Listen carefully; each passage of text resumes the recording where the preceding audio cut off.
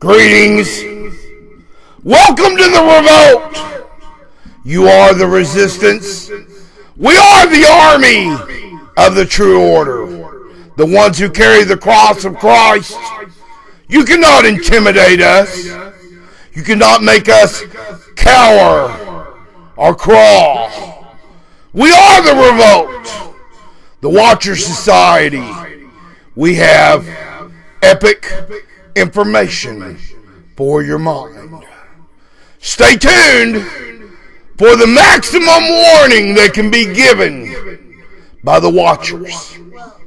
The time is T-minus 1 minute.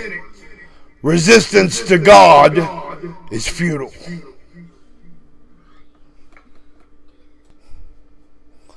They don't know what kind of patriots they're messing with.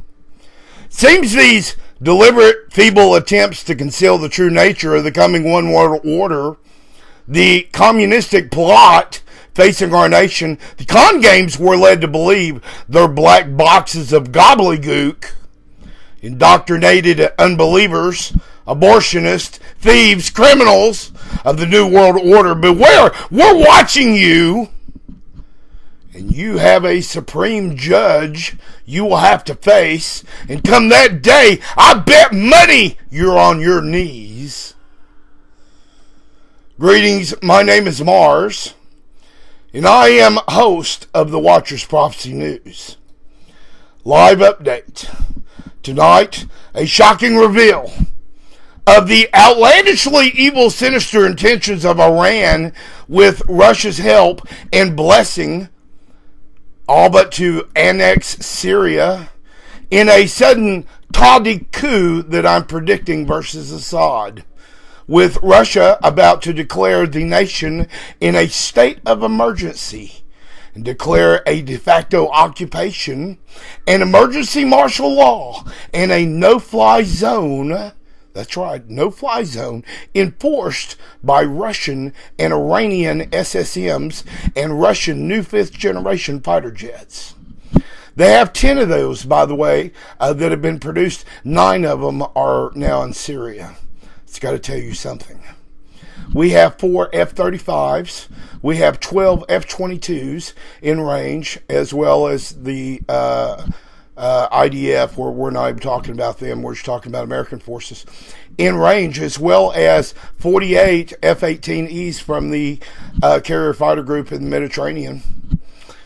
Russia has sent ships now, 7 frigates and a battleship, basically, various men of war, to the area, and there is a current standoff in the middle of the Mediterranean Sea that nobody is even talking about either.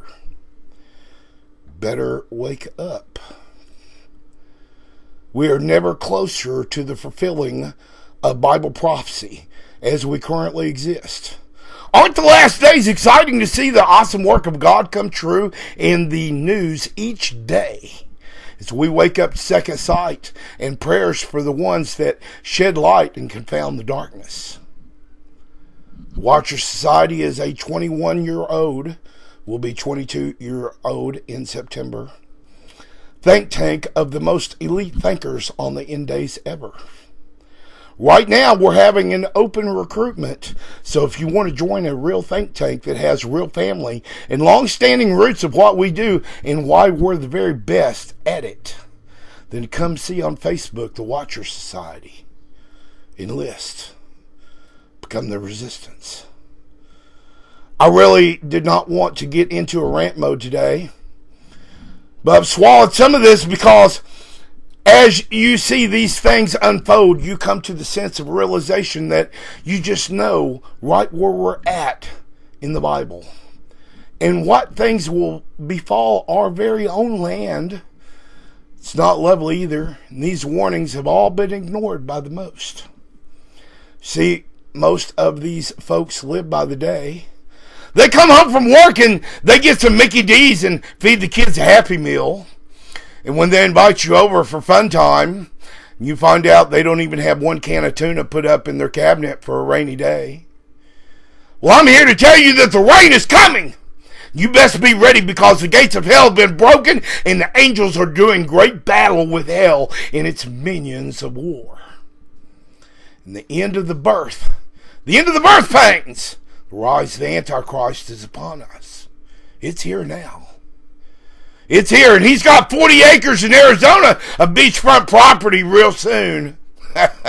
He's going to sell you with a free FEMA tent. Hey, there's probably even a cheese truck parked outside. Currently, the odds in Vegas. Yeah, let's look at that.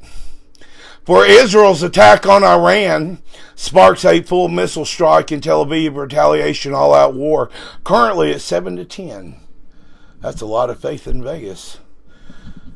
Two of old Donald Trump's old casinos are heavy bettors, by the way. I would wake up. You little $4 liberals that find your head up your cell phones behind and you want a chip in your hand so you can pay your bills easier because you're lazy, you need to open up the book and see it clearly says this is just the thing that you're going to need to get your one-way ticket to hell, fire, and damnation. Wake up. Get the real information from the source. I personally don't have time for fake news. We often post Russian Iranian newspaper articles in the Watcher Society, and, often I take the slack for it. I'll tell them, well, you just have to see it from their point of view. They hate us. They despise us. The Iranian Muslims, the Russians, the 18 other factions that burn our flags, the ones that, even here at home, that seek to take your guns just because you're an old veteran. It's going on all around you. Wake up. Headlines are clear. Today in the news. Let me make this clear, said Lieberman today. Two Iranian military personnel talking to each other in Syria constitute an outpost, and we will destroy it. Now, how clear is that? Now, folks, you can take that to the bank. The big show, the one you were told about by your papa, that show, that one is right around the corner now. And I would not ignore past warnings. Get my green beans together. Twirling blades of God's special brand of karma are about to engage the fecal Edomite. Speaking to the Saudi-owned online newspaper, the Elpeth, which is based in London, by the way, Lieberman said, no matter what it costs, no matter what the cost, we will destroy all Iranian military outposts that threaten Israel in Syria. That's as direct as you can get. In his interview to the Arabic language paper, he also said, Israel does not want war, but if Iran attacks Tel Aviv, Israel will also hit Tehran. On Monday, the Israeli army said it had responded to a mortar shell fired from Syria, which struck the occupied Golan Heights. The Israeli military held the Syrian regime accountable for the attack and said it will not tolerate any attempts to breach Israeli sovereignty or endanger civilians. Israel has occupied most of the Syrian Golan Heights since the 1967 Middle East War. And during this interview, the Israeli defense minister also claimed that Iran had spent over $13 billion in Syria so far, and that Tehran had directly funneled $2 billion in cash and coin money to Lebanese Hezbollah, Hamas, Islamic Jihad movement, and about 5 other terrorist groups that occupy Gaza and beyond. It is close. They're at the fence every day now. Every day. You see that the destruction of Damascus is soon. Going to compare Jeremiah 49, 23, 27 with Isaiah 17. You get the full picture of the destruction of Damascus and the other Syrian cities. Several strong Syrian cities are desolated, according to the Bible. We've seen that now. The role of the IDF in Isaiah, the Damascus prophecy, Isaiah 17:9. The overnight destruction of Damascus in Isaiah 17:14. Overnight destruction. It is soon. we will see prophecies unfold. And I want you to go read up on these and see for yourself what we're seeing in the news. The destruction of Edom is very soon. The Gog War and its aftermath for Israel as the timepiece. Watch Israel. Watch Israel. If you do nothing else, I beg of you, if you're watching, to watch Israel. It is the timepiece. It is the prophetic clockwork of the things you're about to see. If the hands could move, a picture would take its place every second. We're seeing it now in the news. You know, there are conditions in Israel before the start of the Magog invasion. It's Ezekiel 38, 1 through 13. We know what Israel looks like at that time. We know what could occur prior to Ezekiel 38, which would basically set the stage for Ezekiel 38. Jeremiah 49, 34 through 39, the Elam prophecy about the disaster in Iran. Now, Jeremiah 49, 34 through 39, there's a prophecy about a disaster in Iran. They're going to be decimated to the very last man. Isaiah 17 and Jeremiah 49, 23 through 27, the destruction of Damascus. Jeremiah 49, 1 through 6, and Zephaniah 2, 8 through 9, the toppling of Jordan. It's coming. Jordan's about to find out. They're going down with the rest of them. That whole area of land is about to become Israel's. Isaiah 19, 1 through 18, the terrorization of Egypt. We're about to see Egypt go through a second, third, fourth, fifth, 23rd Arab Spring. You're about to see another one real soon. It's fixing to be in the news. Psalms 83, the conclusion of the Arab-Israeli war. The rebuilding of or groundbreaking for the third Jewish temple. Obadiah 1:19 through 20, Jeremiah 49, 2, Zephaniah 2 through 9, the expansion of Israel after that time. Going to see a much greater Israel. Israel will then occupy all of the land that God gave them. Ezekiel 37:10, 25:14, Obadiah 1:18, the rise of an exceedingly great Israeli army. Ezekiel 38:11, the Sefer Israel, the dwells without partition walls and security fences, because the border will be so far past the old fences.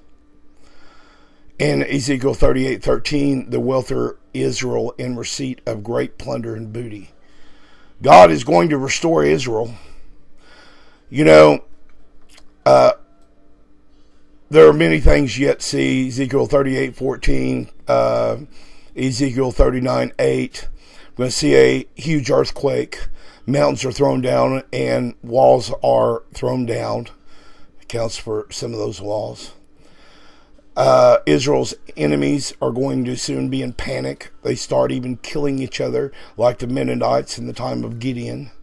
And you understand, I believe that prophecy to be part of the zombies. If you go back to the show I did a couple of months ago called The Zombies, the zombies here in the United States, all those things happen after the result of war. Supermarkets are closed. There's no way to pay your bills. There's no money. There's no job, no paychecks. And you know that getting green beans at that time are going to be difficult. People will get them by force. And I believe that the Edomites will wind up, the Edomites, Mennonites, all these will happen just as it was during the time of Gideon. They'll attack each other. Supernatural victory, God predicts. Flooding rain, great hailstones, fire, and brimstone. And we know that in the aftermath, Israel comes out of this. Ezekiel 39, 9 through 10, the weapons will be converted to fuel for 7 years. Ezekiel 39:11, they'll bury the dead for 7 months, and Ham and Gog to cleanse the land. They'll need outside help, experts from around the world, to remove radioactive debris. It's going to be the next use of atomic weapons, and you're about to see it. Israel 39:17 through 20, sacrificial meal to every sort of bird and every beast of the field. We had reporting in the last show from Yuri, our Israeli guide, who is a member of the IDF reserves. And Yuri has told me about the various birds in the Valley of Megiddo that defy the imagination. Birds from South Africa, birds from far North Ireland, birds from the United States, blackbirds, vultures, things that aren't common to that land, birds of all sight, and they're already there in the valley waiting. Now, if they're there now, you know the time is very soon. Pentagon Chief James Mathis told reporters Friday that direct conflict between Israel and Iranian forces is very likely. Now, let's go to the DiploSpeak dictionary, because even generals are versed in DiploSpeak. Very likely means we know it's going to happen. They know it's going to happen. But we can't tell you that it's going to happen, but we want to tell you that it's very likely that it's going to happen. Now, if you just understood all that, you're ahead of the game. Now, just days after French President Emmanuel Macron confirmed that he believes U.S. President Donald Trump will scrap the 2015 nuclear deal. Okay, let's go back to the DiploSpeak dictionary. Now, understand, it says he confirmed that he believes this. That means he's said this more than once. He believes the U.S. President Donald Trump will scrap the 2015 nuclear deal. The word scrap in DiploSpeak means done deal. It's a done deal! We're going to scrap the deal. Iran said it would be war. The only person they can really make war with is Israel. Defense Secretary said conflict between the two countries in Syria is not only very likely, but very likely. Really? That's not doublespeak, is it? Because Iran continues to do its proxy work there through Hezbollah. Mathis later told lawmakers in a Senate Armed Services Committee hearing, I can see how it might start, but I'm not sure when or where. Mathis' counterpart, Israeli Defense Minister Lieberman, met with Mathis after the hearing, according to the Jerusalem Post. Lieberman also met with U.S. National Security Advisor John Bolton, whom he called a very loyal friend to the state of Israel, in a tweet. We have a plan for Iran, said Bolton. And they do not need to ever find out how awful or how much pain we can inflict. That's out of the mouth of Bolton. Iranian General Ambrosti replied today in a tweet. He's a very peon underling general there stationed in Syria. We have 1,500 ICBMs pointed at the Dimona nuclear power plant, and our finger is on the trigger. You think about that, Dimona nuclear power plant's in Israel. He says, and our finger is on the trigger. Bible says the darkness cannot understand the light. If they cannot understand the darkness, then we must shed light upon them and light up the few who will submit to the blood, the fire, the passion, the love of the one who really has the power of the pen, Jesus. Your name written in the book of life. We'll see then who has the power of the pen, who gets the last laugh. You know, the new covenant concerns the eternal law. It's implemented by the indwelling Holy Spirit. Jeremiah 31:33. What does upholding his holy name imply? To uphold means to confirm or support something that has been questioned. Boy, every day, the abortionists, the haters, the communists, the false news bringers, the whisperers, that's what I call them, the news whisperers. There is no need to either establish or reestablish God's holiness, but simply to uphold his holy name. Why is it important for God to uphold his holy name? First, his holy name has been severely profaned. You cannot go into a Muslim synagogue, a Muslim place of worship. I'm joking about the synagogue. A Muslim temple, a Muslim hellhole, and hear one of the imams in any sermon, in any Muslim gathering, not severely profane the name of Jesus Christ. Second, it has been mostly forgotten. Look at our young today. You can eat a Tide Pod, but you can't quote John 3:16. Third, it's no longer considered the name above all names in most of the world. That said in Acts 4:12 declares about the name of Jesus that there is no other name under heaven given among men by which we must be saved. No other name. That means the Muslims are dead wrong. Don't buy into their crap. Resist. Better be watching. Why does the Lord choose to uphold his holy name in the end times? You know, the Lord foreknew that his name would eventually be severely defamed and mostly forgotten. This mentality would be globally prevalent in the end times. It would take an epic world event to restore humanity's confidence and belief in him. There is coming a satanic plot of a strong delusion with an antichrist forthcoming in the end of times. This devilish plan of deception would distort the truth about God's holy name. Unless God upheld his holy name, humankind would be overwhelmed by Satan's lie, because everyone wants a bite of that apple. Yeah, oceanfront property in Arizona. God's love for man compelled him to provide a clear choice in the end times between Jesus Christ and the Antichrist. And you will have to choose. You see clearly the things going on in the news. Wake up.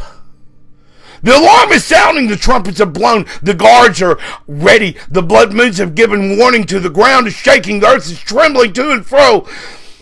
You know, the USGS said the Earth has moved on its axis more this year than any other year in recorded history. The Earth is trembling to and fro! My heart breaks to see the judgment of the nations come and so many lives lost to the foreseeable war and wars upon us. But I know that the maker of the stars has holy intentions upon even our own soil. And we must, as he said, be prepared, because that time is near. I've said that 3 times now. This is Mars, the current commander of the Watcher Society. Come see us on Facebook. God bless you, and God bless our nation. Thank you and good night.